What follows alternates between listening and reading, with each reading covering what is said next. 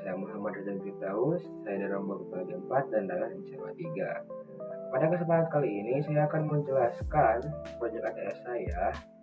Di sini ada 3 proyek ya teman-teman. Saya mendapatkan nomor 1, yaitu membuat website yang bisa menghitung luas segitiga dan persegi panjang dengan cara sebagai berikut. Nanti saya jelaskan di akhirnya. Fungsi sini juga saya jelaskan di akhir teman-teman. Jadi di sini saya menggunakan bahasa pemrograman PHP. Langsung aja ini ke ininya. Saya menggunakan link bootstrap dan bisa CSS Murni untuk styling dan responsive. Lalu di sini ada main untuk membungkus semua elemen yang ada di HTML ini. Dan tentunya kelas-kelas yang ada di bootstrap ya teman-teman, agar tampilannya lebih mirip dan lebih sama gitu dengan contoh.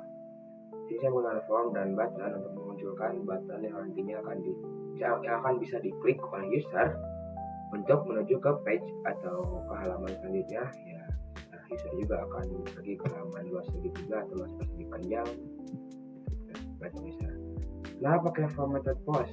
Karena saya lebih ingin terprivasi ya. Kalau pakai get itu si data yang diinput oleh user itu akan tampil di URL atas. Kalau misalkan pakai formatted post itu nggak akan tampil. Nah, di sini ada fungsi PHP if condition dan switch case.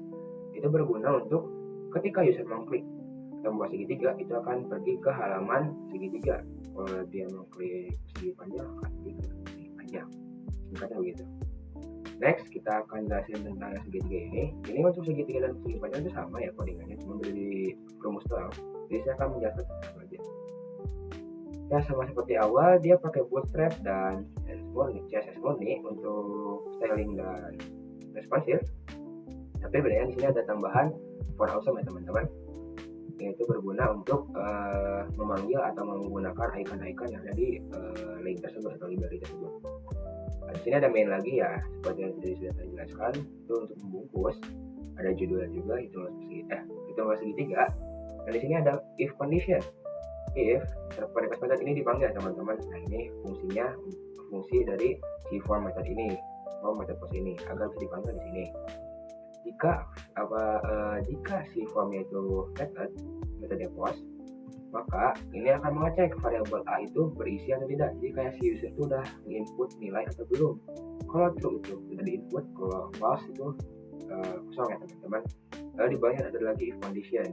Jika A itu sudah diinput dan T juga sudah diinput ya, ini not sama dengan itu berfungsi untuk memastikan bahwa apakah si A-nya itu tidak sama dengan 0 atau kosong. Kalau iya, dia langsung mengoperasikan si variabel tersebut, di mana si rumus luas segitiga itu setengah kali atas kali tinggi, dan akan memunculkan output yang menggunakan kelas seperti ini.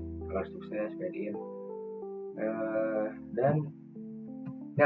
fungsi si font awesome itu di sini ya teman-teman. Calculator.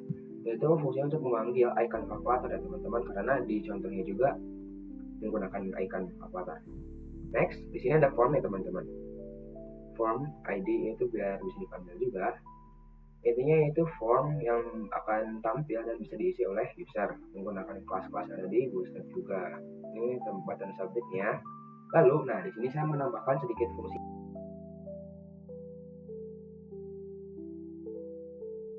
Saya menambahkan sedikit aja sih. Jadi jika si user ini mengosongkan atau belum mengisi form, maka ini akan tampil alert, di mana alert itu ya kayak Anda harus mengisi semua form gitu untuk melihat hasilnya. Untuk di persegi panjang PHP itu sama aja, cuman perbedaannya ya terletak pada jelas di rumusnya. Rumus persegi panjang kan panjang kali lebar. Next kita akan ke websitenya. Kita langsung aja setting. Tinggal kita langsung menuju ke filenya, karena saya sudah mengaktifkan HTTP-nya, jadi saya bisa terbuka. Ini untuk halaman awal jenis PHP-nya. Nah, seperti yang tadi ya, cuma ada 2 button. Kita bisa klik, buttonnya akan ke atas. Lalu jika kita input nih, saya alasnya 12, titiknya 2. Nah, kan rumusnya setengah kali atas kali tinggi. Setengah kali 12 nya 6 kali 2 12. Ya, nah ini fungsi yang tadi sebagai maksudnya ini hasilnya 12 benar ya, yang segi panjang. Panjang rumusnya 4 kali panjang kali lebar 4 kali 2 8. Nah, untuk fungsi suah file atau alertan tadi itu apa sih? Nah, ketika misalkan kita si user itu masih kosong kan, ini kosong ya, dia kirim nih. Nah, harap isi semua. Atau dia ngisi cuma satu nih, 4. Jadi kalau udah isi semuanya, itu sama ya, 13 dan 2. Nah, jangan lupa tadi itu saya tidak janji buat jelasin fungsi si session.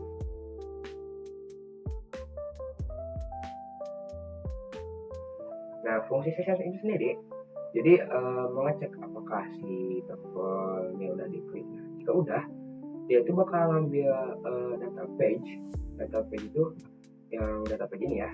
Kalau ada itu bakal diambil dan disimpan di sini ya.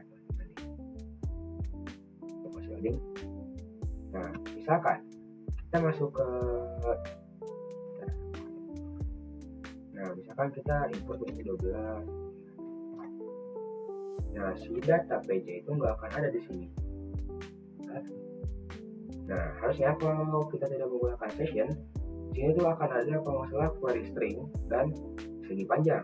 Nah, karena si data page-nya sudah saya ambil atau saya amankan ya, sudah saya simpan gitu datanya di dalam session, jadi tidak muncul di sini teman-teman, itu fungsi session. Jadi ketika kita pindah page juga di sini segitiganya nggak akan muncul pasti. Tuh, jadi cuma ada formatnya doang. Oke, terakhir kita akan menunjukkan kriterianya teman-teman. Syarat project pertama ya, sudah mengerjakan sesuai dengan nomor project. Nomor saya Mobile dan Windows nomor 1, ya betul. Lanjut, nomor 2 sudah membuat flowchart. Saya sudah membuat, tapi saya akan memasukkannya di link saja teman-teman.